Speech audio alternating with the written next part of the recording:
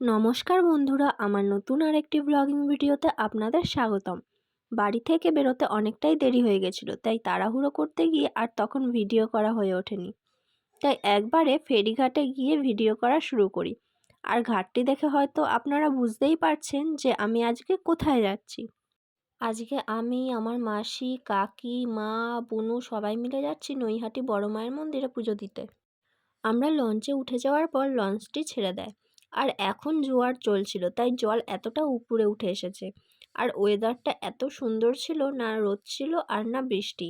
আর তার মধ্যে কি সুন্দর হাওয়াও দিচ্ছিল। আমরা সবাই গল্প করতে করতে খুব অল্প সময়ের মধ্যে পৌঁছে যাই নৈহাটি ফেরিঘাটে। সঙ্গে সঙ্গে লঞ্চ থেকে নেমে হাঁটা দিই আমরা আমাদের গন্তব্যস্থলে। আর এইদিকে কিছুজন আমার সামনে হেঁটে যাচ্ছে আর কিছুজন পেছনে হেঁটে আসছে গল্প করতে করতে। এরা আবার সব এক জায়গায় থাকলে এক মুহূর্ত চুপ করে থাকতে পারে না। আগে যখন আমি নৈহাটি গেছিলাম তখন ফেরিঘাটটি ছিল অন্যদিকে, আর এখন সেটি অন্যদিকে ঘুরিয়ে দিয়েছে। তাই এই গলির মধ্যে দিয়ে বেরোতে হচ্ছে। সেই গলি দিয়ে বেরিয়ে সবাই বাঁদিকে যায় গঙ্গার জল মাথায় দিতে। মা চলেই আসছিল, তারপর আমি বললাম যে আমার মাথাতেও একটু দিয়ে দাও, তাই আবার জল তুলে আমার মাথায়ও দিয়ে দিল। সেখান থেকে বেরিয়ে আমরা সোজা হেঁটে রওনা দিই মায়ের মন্দিরে। আমরা মন্দিরের কাছে চলেই এসেছি প্রায়। যেহেতু ঘাট থেকে বেশি দূর নয় মন্দিরটা, তাই হেঁটে বেশি সময় লাগেনি পৌঁছতে। আর এখান থেকে শুরু হয় লাইন। এখানে দুটি লাইন করা হয়েছে। ওখানের কিছু দোকানের লোক বলল এই দিকেরটা ভোগের লাইন আর ভেতরেরটা পুজোর লাইন করা হয়েছে। আর এই যে এখান থেকে শুরু হয় আমাদের জোর করে নিয়ে যাওয়া পুজো দেওয়ার ডালি কেনার জন্য। একজন তো পারলে প্রায় হাত ধরেই টেনে নিয়ে যাবে, এই রকম অবস্থা। শেষমেশ মন্দিরের সামনেই একটা দোকান থেকে আমরা ডালি কিনি। 51 টাকা থেকে শুরু ডালির দাম, যার যেটা ইচ্ছে হয় কেনে। আর এখানে এই ভদ্রমহিলা আমাদের সবার ডালিগুলি সাজিয়ে দিচ্ছিলেন।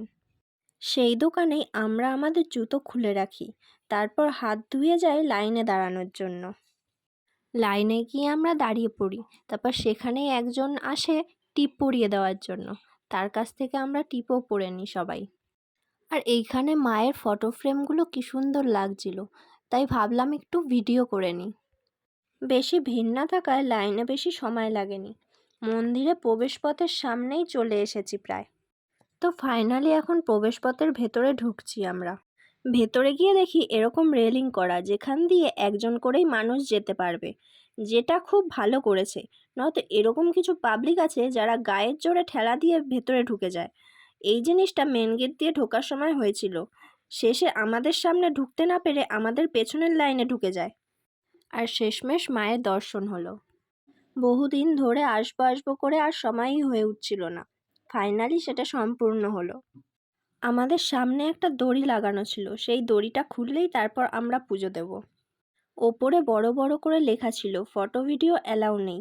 তবুও এত সবাই ফটো ভিডিও করছিল, তাই সাহস করে আমিও কটা ফটো ভিডিও তুলি। পুজো দিয়ে বেরিয়ে চলে এসেছি। তারপর সেই দোকানটাতে যাই যেখান থেকে প্রসাদগুলো আমাদের একটা প্যাকেটে ভরে দিচ্ছিল, আর ঝুড়িগুলো তারা নিয়ে নিচ্ছিল। তারপর সেখান থেকে একটা নিরামিষ দোকান থেকে আমরা কচুরি খেয়ে বাড়ির উদ্দেশ্যে রওনা হই। সেখান থেকে ফেরি পার হয়ে একটু হেঁটে আমরা টেকার ধরি। আর টেকারে বসে বসে বুঝতে পারি এবার আমার ঠান্ডা লাগার পালা। আর এখন আমার ভয়েস শুনে তোমরা বুঝতে পারছো না কি আমি জানি না, কিন্তু ঠান্ডা লাগার কারণে ভিডিওতে ভয়েস দিতে একটু প্রবলেম হচ্ছিল আমার। এখন আমরা প্রায় পোলবার কাছে চলেই এসেছি, একটু পর মহানাদ পৌঁছে যাব। আমার এই ভিডিওটা ভালো লাগলে অবশ্যই একটা লাইক করে যাবেন। আজকের মতো টাটা।